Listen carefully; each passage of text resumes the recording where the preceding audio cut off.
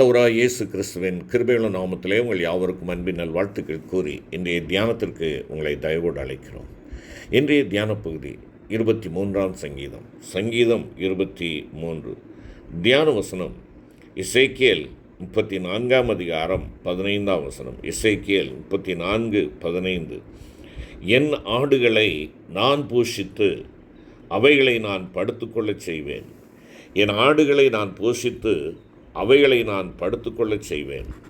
அருமையான கர்த்தருடைய பிள்ளைகளை, நாம் படுத்துறங்குவதற்கு ஆண்டவர் நம்மை கொண்டு வருவதனுடைய நோக்கம் மனத்தாழ்மையை நாம் தரித்து கொள்ள வேண்டும் என்பதற்காக. அதைத்தான் தியானித்தோம்.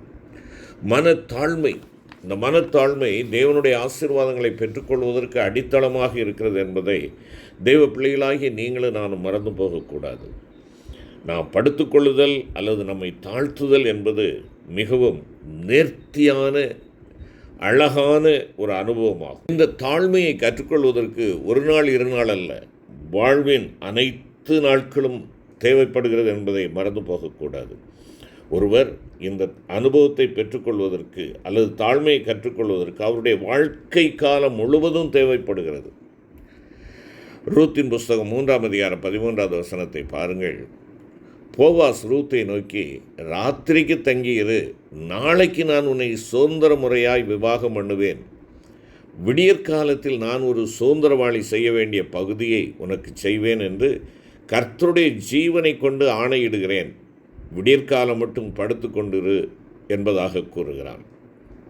போவாஸ் ஆண்டவராகிய இயேசு கிறிஸ்துவுக்கு அடையாளமாய் இருக்கிறார்.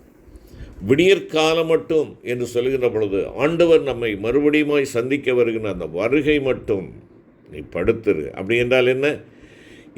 மரணமோ அல்லது வருகையோ எது முந்தும் என்றாலும் அதுவரை தேவனுடைய பாதத்திலே நம்மை தாழ்த்தி கொண்டிருக்க வேண்டும். நம்முடைய கண்கள் அவரை நோக்கினதாக இருக்க வேண்டும். அவருடைய காலடியிலே நாம் படுத்திருப்பது எவ்வளவு சுகம். அருமையான கர்த்தருடைய பிள்ளைகளை, இங்கே ராத்திரி முழுவதும் தங்கியிரு என்று போவாஸ் ரூத்துக்கு அங்கே சொல்லுகிறார். அருமையான கர்த்தருடைய பிள்ளையே, தேவன் உனக்கு செய்ய வேண்டியதை, உன்னுடைய ஆத்தும மணாளராக இருக்கின்ற ஆண்டவராகிய இயேசு கிறிஸ்து உனக்கு செய்ய வேண்டியதை, சுதந்திரவாளியாகிய கர்த்தராகிய இயேசு கிறிஸ்து உனக்கு உன்னுடைய ஜீவியத்திலே செய்ய வேண்டிய பகுதியை செய்து நிறைவேற்றுவார். ஒரு ஆடு படுத்திருக்கிறது என்றால் அது பசியினால் இருக்கின்ற பொழுது படுத்திருக்க முடியாது. ஒருவேளை அது நல்ல திருப்தியாக சாப்பிட்டு தன்னுடைய மேய்ப்பனுடைய அந்த பிரசன்னத்தை உணர்ந்து கொண்டு அவனுடைய முகத்தை பார்த்து கொண்டிருப்பதிலே எத்தனை ஆனந்தம். அருமையான ஆட்டுக்குட்டியே, நீ பசியோடு அல்ல, நீ திருப்தி அடைந்தவனாக பரம மன்னாவினாலே தினந்தோறும் போஷிக்கப்பட்டு வருகின்ற நீ, ஆண்டவருடைய வார்த்தையினாலே பலனடைந்து வருகிற நீ, ஞான பாலாகி அவருடைய சத்திய வசனத்தினாலே உயிரூட்டப்பட்டு வருகிற நீ, அந்த தேவனுக்கு முன்பாக நீ தாழ்மையாய் அவருடைய முகத்தை நோக்கி பார்த்திரு. உன்னுடைய வாழ்க்கையில் அவர் செய்ய வேண்டிய பகுதியை அவர் செய்து நிறைவேற்றுவார். அவர் நம்மை சுதந்திர முறையாய் விவாகம் பண்ணுவதற்கு காத்திருக்கிறார். நீ நானும் அவருடைய மணவாட்டிகள். மறந்து போகாதே. அந்த விடியற்காலத்தில் அவரோடு கூட மேகங்களுக்கு மேலாக எடுத்துக்கொள்ளப்படுவதற்கு இந்த உலகத்தில் ஜீவிக்கும் பரியந்தம் மேய்ப்பனுடைய அந்த புல்வெளி, உனக்கு மேய்ப்பன் காட்டுகிற அந்த புல்வெளியில், பசும் புல்வெளியில் நீ படுத்துறங்கு, தாழ்மைப்படு. நீ படுத்துக்கொள்ளும்போது உன்னுடைய நித்திரை இன்பமாயிருக்கும் என்பதாக நீதிமொழிகள் 3ஆம் அதிகாரம் 24ஆம் வசனம் கூறுகிறது. நாம் நம்மை தாழ்த்துகின்ற பொழுது எழுத்தின்படியே நம்முடைய நித்திரை இன்பமானதாக இருக்கும். பெருமையானது நம் நித்திரையை கலைத்து விடக்கூடியதாக இருக்கிறது. மறுபுறத்திலே நாம் பார்ப்போம் என்றால் மரணமும் ஒரு நித்திரையாக சொல்லப்படுகிறது பரிசுத்த வேதாகமத்திலே. தாழ்மையுள்ளவர்களுக்கு மரணமும் கூட இனிமையானதாக இருக்கும் என்பதாக அறிந்து கொள்ள வேண்டும். நம்முடைய ஜீவியத்தில் அனுமதிக்கப்படுகிற சோதனைகள், பிரச்சனைகள் போன்றவற்றில் பெரும்பாலானவையும் நம்மை தாழ்மையுள்ளவர்களாக்கும் நோக்கத்துடனேயே ஆண்டவராகிய கர்த்தரால் திட்டமிடப்படுகிறது என்பதை உணர்ந்து கொள்ள வேண்டும். எகிப்திலிருந்து புறப்பட்ட இஸ்ரவேலர் 40 நாட்களுக்குள்ளாகவே கானானை சென்றடையக்கூடிய ஒரு மார்க்கம் இருந்தது, ஒரு வழி இருந்தது. ஆனால் தேவன் அவர்களை அந்த வழியாக அழைத்து செல்லவில்லை. அவர்களுக்கோ கானானை சென்றடைய 40 ஆண்டுகளாயின. ஏன்? அவர்களுடைய யாத்திரை மிகவும் துயரம் நிறைந்ததும் வறட்சியானதுமான ஒன்றாயிருந்தது. இதனுடைய காரணம் என்ன? தேவன் 40 ஆண்டுகளாக அவர்களுக்கு ஒரு பாடத்தை, தாழ்மை என்ற பாடத்தை கற்பித்து கொண்டிருந்தும் அவர்கள் அதை கற்றுக்கொள்ளாதிருந்ததே ஆகும்.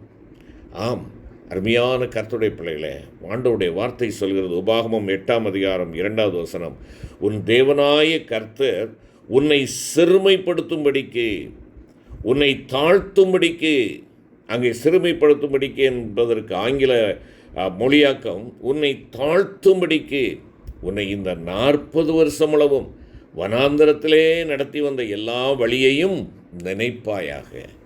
மறந்து போன மக்கள், அவர்களுடைய நினைவில் இருப்பதெல்லாம் என்ன? எகிப்து, எகிப்து, எகிப்து. எகிப்திலே அடிமைகளாக இருந்தார்கள் என்பதை அவர்கள் கவனத்திலே கொள்ளவில்லை. மாறாக அங்கே கிடைத்த அந்த வெங்காயம், வெள்ளைப்பூண்டு, வெள்ளரிக்காய், இவைகளே தான் அவருடைய மனதிலே இருந்தது. இஸ்ரவேலரை எகிப்திலிருந்து கொண்டு வருவதற்கு ஆண்டவர் அதிக சிரமப்படவில்லை. வெகு எளிதாக அவர்களை எகிப்திலிருந்து கொண்டு வந்து விட்டார். ஆனால் இஸ்ரவேலருடைய மனதிலிருந்து எகிப்தை எடுப்பதற்கு தான் 40 ஆண்டுகள் ஆனது. ஆகையினாலே தங்களை தாழ்த்த வேண்டும், தாங்கள் சிறுமைப்பட்டவர்களாக தேவனுடைய பாத்திரங்களாக இருக்க வேண்டும் என்பதை அவர்கள் அறிந்து கொள்ள வேண்டும் என்று சொல்லி 40 ஆண்டுகளாக இந்த உத்தமமான ஆசிரியர் அவர்களை பயிற்றுவித்து வந்தார். ஆனால் நிறைவில் 2 பேர் மாத்திரமே வாக்குத்தத்தம் பண்ணப்பட்ட நாட்டிற்கு சென்றார்கள். அருமையான கர்த்தருடைய பிள்ளைகளே, உன் ஆண்டவர் உனக்கு கற்றுக் கொடுக்க விரும்புகிறார். தாழ்மையை கற்றுக் கொடுக்க விரும்புகிறார். தேவனுக்கு முன்பாக தாழ்மைப்படுவதை இல்லாமல் வேறு எதை உன்னிடத்தில் கேட்கிறார் என்று சொல்லி ஆண்டவருடைய வசனம் சொல்லுகிறது. பிரியமான கர்த்தருடைய பிள்ளைகளே, இதை நினைப்பாயாக. இந்த 40 வருஷமளவும் வனாந்தரத்திலே உன்னை நடத்தி வந்தேனே, அந்த எல்லா வழியையும் நினைத்துக்கொள். நீ கற்றுக்கொள்ளுகிறாய், ஆனால் கற்றவற்றிலே நிலைத்திருக்காமல் கற்றவற்றை மறந்து விடுகிறவனாக இருக்கிறாய். மறதி வேண்டாம், நீ நினைக்க வேண்டும் என்று சொல்லி ஆண்டவர் சொல்லுகிறார். தேவனுடைய வசனம் நினைப்பாயாக என்று கூறுகிற ஒவ்வொரு சமயத்திலும் சொல்லப்பட்டிருப்பவைகளை நீங்களும் நானும் எப்பொழுதும் நம்முடைய நினைவில் வைத்து கொள்ள வேண்டும். மனிதனுடைய இயல்பு என்னவென்றால், நாம் எதை மனதிலே நிறுத்தி கொள்ள வேண்டுமோ அதை மறந்துவிடக்கூடிய இயல்பு உண்டு.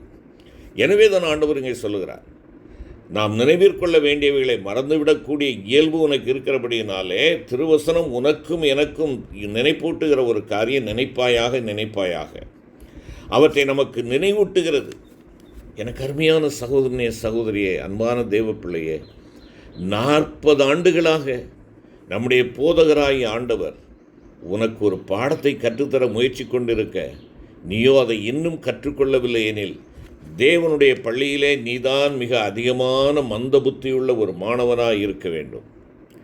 உங்களுடைய வயதை வைத்து பாருங்கள். எத்தனை ஆண்டுகளாக, எத்தனை வருடங்களாக தேவன் உனக்கு கற்றுக் கொடுக்கிறார். எத்தனை வழிகளிலே உன்னை நடத்தி வந்தார். எத்தனை போராட்டங்களினூடாக நடத்தி வந்தார். எத்தனை கண்ணீரின் பாதையிலே நடத்தி வந்தார். ஆனால் நினைக்கவில்லையே.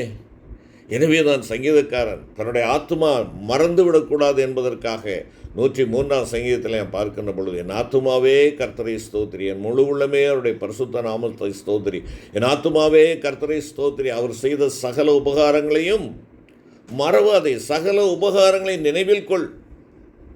பிரியமான கர்த்தருடைய பிள்ளையே, ஆண்டவர் உன்னுடைய தேவைக்கு வேண்டும். அந்த தேவை பூர்த்தி செய்யப்படுகின்ற பொழுது ஆண்டவரை விட்டுவிட வேண்டும் என்கின்றதான அப்படிப்பட்ட ஒரு சிந்தை நமக்கு இருக்கும் என்றால், இன்றே நாம் தேவனிடமாய் ஓடி வருவோம்.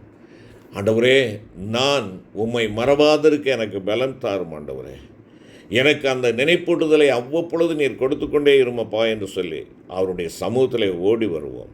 ஆம், கொத்துமல்லி விதையை போல சிறியதாயிருந்த மன்னாவை தேவன் இஸ்ரவேலருக்கு ஆகாரமாக கொடுத்தார். தரையில் விழுந்து கிடந்து அதை பொறுக்கி எடுக்கும்படி அவர்கள் குனிய வேண்டியதாக இருந்தது. அது மெய்யாகவே அவர்களை தாழ்மைப்படுத்துவதாக இருந்திருக்கலாம். அவர்கள் தங்களை தாழ்த்தும்படி தேவன் காலைதோறும் அவர்களுக்கு கற்பித்து வந்தார் என்பதைத்தான் நான் அறிந்து கொள்ளுகிறேன். ஆனால் அவர்களோ அதை கற்றுக்கொள்ள மறுத்து முரட்டாட்டம் பண்ணி முறையிட்டு கொண்டிருந்தார்கள். ஏன் அந்த மன்னாவை புறக்க வேண்டும் என்றால் குனிய வேண்டும். குனிவது மாத்திரமல்ல, முழங்கால் படியிட்டு அதை பொறுக்க வேண்டும். இது தாழ்மையினுடைய முழுமையான ஒரு வெளிப்பாடாக ஆண்டவர் அங்கே காண்பிக்கிறார். ஆனால் அது அவர்களுக்கு கடினமாக இருந்தது. அருமையான கர்த்தரின் பிள்ளைகளே, அவர்கள் கற்றுக்கொள்ள முரட்டாட்டம் பண்ணி முறையிட்டு கொண்டிருந்தார்கள். தேவன் தாமே நேரடியாக அவர்களுக்கு கற்றுக் கொடுக்க முயற்சி கொண்டிருந்தார். அவர் ஏதோ சாதாரணமான ஒரு ஆசிரியரும் அல்லவே. என்றாலும் 40 நீண்ட ஆண்டுகள் கடந்து சென்ற பின்னரும் அவர்களில் 2 பேர் தானே அந்த தாழ்மை என்னும் பாடத்தை கற்றுக்கொண்டார்கள். பிரியமான கர்த்தருடைய பிள்ளைகளே, தேவன் உங்களுக்காக எனக்காக தாழ்மையை கற்றுத்தரும்படி முயற்சி கொண்டிருக்கிறார். அந்த தாழ்மையை தரித்து கொண்டிருக்கிறோமா? ஒரு நாள் வரும், ஐயோ என்று கதறக்கூடிய நாள் வரும். அதற்கு முன்பாக ஆண்டவர் கற்றுக் கொடுப்பவற்றை கற்றுக்கொள்ள, அந்த தாழ்மையை தரித்து கொள்ள, எப்பொழுதும் தாழ்மையை வெளிப்படுத்த ஆண்டவர் நமக்கு கிருபை செய்யும்படியாக அவருடைய கரத்திலே நம்மை ஒப்புக் கொடுப்போம். அன்பின் தகப்பனே, எங்களிலே மேன்மை பாராட்டுவதற்கு ஒன்றுமில்லை அப்பா. நாங்கள் குப்பைகள். ஆனால் நாங்கள் எல்லாம் உடையவர்களாக எண்ணிக்கொண்டு தேவனுக்கு முன்பாக நாங்கள் மேட்டிமை உடையவர்களாக இருக்கிறோம். மற்றவர்களுக்கு முன்பாக பெருமையை வெளிப்படுத்துவர்களாக இருக்கிறோம். தாழ்மையை தரித்துக்கொள்ள உதவி செய்யும். நாங்கள் தாழ்த்தி உம்முடைய பாதத்தண்டையில் தேவரீர் கொடுக்கும் ஆசீர்வாதங்களை மன நிறைவோடு பெற்றுக்கொண்டவர்களாக உம்மையே எங்களுடைய கண்கள் நோக்கி இருக்கத்தக்கதாக நீர் கிருபை தாரும். உம்முடைய பாதத்தண்டையில் படுத்துக்கொள்ளும் அந்த ஆவலை எங்கள் ஒவ்வொருவருக்கும் தொடர்ந்து நீர் கட்டளையிட்டரும். அந்த வாஞ்சை எங்களுக்கு இருக்கட்டும் சுவாமி.